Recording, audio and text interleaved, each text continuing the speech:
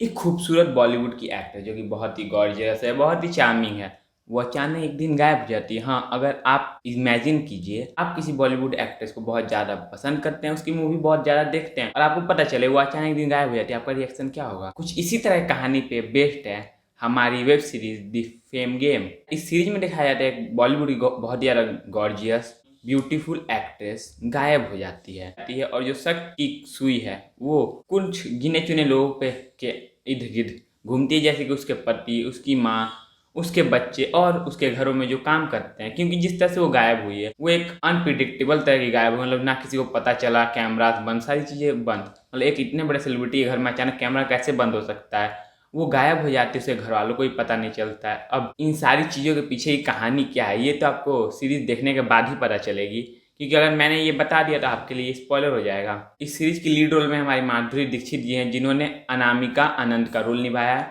जो कि on real भी बॉलीवुड के सबसे गॉर्जियस एक्ट्रेस मानी जाती है और उस सीरीज में भी वो सबसे गॉर्जियस हैं। उन्होंने बॉलीवुड को, मतलब फिल्म इंडस्ट्री को 20 साल से डोमिनेट करके रखा है। उन अपनी जगह पर किसी को आने ही नहीं देती हैं। अब वो अचानक गायब हो जाती हैं और पुलिस, उनके घर वाले उन्हें खोजने में लग जाते हैं। इस सीरीज में ऑफ कैमरा की कहानी दिखाई गई है, हर एक्टर एक्ट्रेस की, हर सेलिब्रिटी की ऑफ कैमरा की कहानी दिखाई गई, मतलब वो किस तरह से फील करते हैं। मतलब जितना आपको दिखाते हैं वही ट्रू नहीं होता, उनके साथ और भी बहुत सारी चीज़ें घट रही होती है, लेकिन वो दिखा नहीं पाते, उसको आपको बता नहीं पाते, कि वो एक गॉसिप बन जाएगी उनकी। उस तरह से फेम में डिटोरिएशन, मतलब उनका जो फेम है वो गिर जाएगा। मतलब ये सीरीज पूरी तरह से फेम पे फोकस करती है, मतलब आप अपना फेम किस तरह बचा सकते हैं।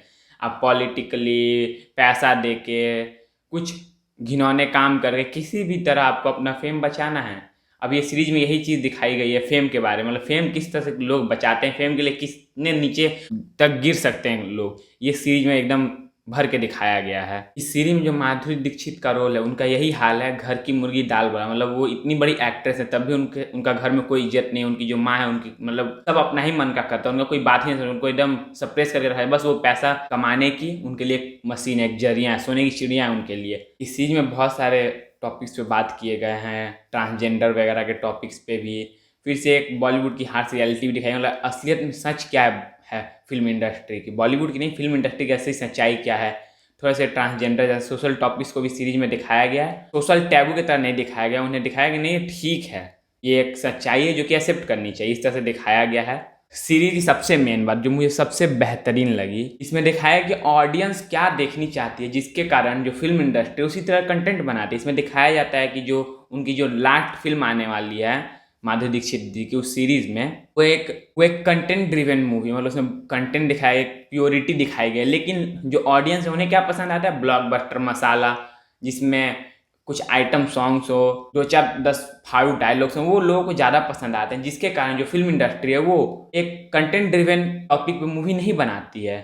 उसको इस चीज़ में बहुत अच्छी तरह दिखाया। तो इस चीज़ से हमें ये समझना चाहिए कि नहीं, हमें मसाला मूवीज़ को भी छोड़ के और भी मूवीज़ देखनी चाहिए जो कंटेंट ड्रिवन है, जो एक सोशल मैसेज, जो एक प्योरिटी दिखाए अपने कंटेंट में, जो कि एक यूनिक हो, जो फॉल्स से, जो मसाला मूवीज़ है उनसे अलग, इसमें गाड़ियाँ उड़ रही, इन सब से हट के जो मूवीज़ बनती हैं उन्हें भी हमें अप्रिसिएट करना चाहिए, उन्हें भी देखना चाहिए। इसमें ये भी एक मैसेज दिया गया जो कि मुझे बहुत ही बेहतरीन लगा पर्सनली, क्योंकि मुझे ऐसा नहीं, मुझे सिर्फ मसाला मूवीज़ ही पसंद है, मुझे कंटेंट ड्रिवन मूवीज़ भी अच्छी लगती हैं देखने में। ये एक किलर मिस्ट्री मर्डर टाइप की मूवी है, तो ये तो मैं one of the favourite genre है, तो मैं इस सीरीज को मिस तो कर नहीं सकता था। रही बात इसकी बैकग्राउंड स्कोर की, तो भी बहुत ज़बरदस्त लगा। इसमें जितने भी बैकग्राउंड एक्टर्स हैं, को एक्टर्स हैं, जो भी एक्टर्स, उनकी एक्टिंग ज़बरदस्त है। और जो माधुरी दीक्षित जी की एक्टिंग वो भी बहुत ही ज़बरदस्त है इस सीरीज़ में। इस सीरीज की जो डायरेक्टिंग थी वो भी बहुत ही स्मार्ट है। इस तरह सीन्स को कट करके दूसरे सीन में ब्लेंड किया जाता है, मतलब आपको जैसा भी एनोइंग नहीं लगता था, वो एकदम फ्लो में वो सारी चीज़ें हो रही होती है, आपको ऐसा लगता है। और जो इसका स्टोरी लाइन है वो मुझे बहुत ही बेहतर, पर्सनली मुझे बहुत अच्छा लगा, क्योंकि एक प्रेजेंट और पास्ट को एक साथ इस तरीके से दिखाया जाता है, मतलब कहानी एकदम साथ साथ क्लियर होती जाए। जो आपको शुरू में कन्फ्यूज़न था, जो कि मतलब समझ नहीं आता कि मतलब ये क्या हो रहा है, कैसे हो रहा है, वो आपको साथ साथ धीरे थोड़ी देर बाद समझ में आ जाता था, क्योंकि जो पास्ट की स्टोरी वो दिखाने पे वो जो चीज़ दिखाई गई पहले वो एक लिंक हो जाती थी, जो कि अच्छा था, एक स्मार्ट प्ले था डायरेक्टिंग का, ताकि पास्ट को और प्रेजेंट दोनों को साथ साथ दिखाए, ताकि इमोशन बना रहे, सीरीज में कनेक्शन ना टूटे और एक इमोशन जनरेट हो जाए। प्लॉट इसका वाइब्रेंट, ब्राइटर और कहीं कहीं डार्कर, जिस तरह से स्क्रीन की रिक्वायरमेंट थी, प्लॉट की रिक्वायरमेंट थी, उस तरह से इसका जो स्क्रीन प्ले है, जो टोन है वो सेट किया गया। मतलब अगर कहीं पे खुशी का माहौल, वहाँ पे ब्राइटर विब्रेंट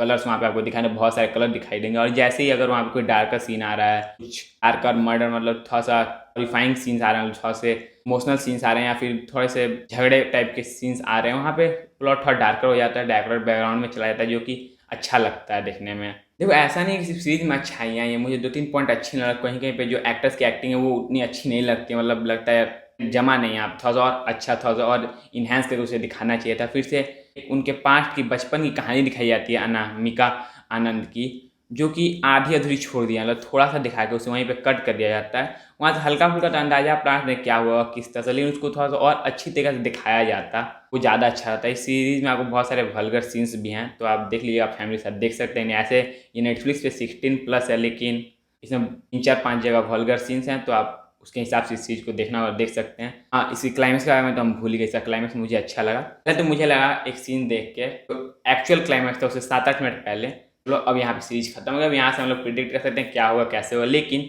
वो आगे बढ़ती है और एक दूसरे क्लाइमेक्स पे खत्म करती है, जो कि उससे अच्छा तो हम नहीं बोलेंगे लेकिन ठीक ठाक था। लेकिन अगर वो 5 मिनट ना लेकर उस 5 मिनट के पहले अगर काट दिए होते तो ज़्यादा अच्छा रहता मेरे हिसाब से, मुझे जैसा लगता है, ताकि एक गॉसिप बनी रहती कि मतलब क्या वहाँ पे कैसे हुआ क्या हुआ, थोड़ा हम लोग को भी थोड़ा सा कंटेंट मिल जाता। तो उस पार्ट क्या आपको ये सीरीज देखनी चाहिए या नहीं देखनी चाहिए, आप पे डिपेंडेंट है क्या कि आप अपने फेवरेट सेलिब्रिटीज एक हार्श रियलिटी जानना चाहेंगे, वो कैमरे ऑफ स्क्रीन के साथ क्या होता है, उनकी लाइफ कैसी है, उसके हार्श रियलिटी जो उनके साथ बीत रहे उसके बारे में हल्का सा भी जानना चाहेंगे, उनके साथ क्या हो रहा है। और एक यूनिक तरह के स्टाइल को, एक नए कहानी को, मैं नहीं जानता ये डब्ड है या फिर क्या है, मुझे ये अच्छा नए कंटेंट को एज्यूम करना चैनल एक नए तरह की कहानी देखना चाहते हैं तो आप इसे देख सकते हैं। इसमें थोड़ा बहुत मुझे नया लगा, मुझे अच्छा लगा ये देख के, तो मैं हाँ भाई आपको देखना है देखिए, ये कोई पेड नहीं था, मुझे जैसा सीरीज के बारे में लगा मैंने बताया। अगर आपको हमारा रिव्यू अच्छा लगा, वैसे हमने अपना हॉनेस्ट रिव्यू दिया, मुझे कैसा लगा, अब आपको कैसा लगा, अगर आपने देख लिया तो नीचे कमेंट करके जरूर बताइएगा। और ये वीडियो आपको अच्छी लगी हो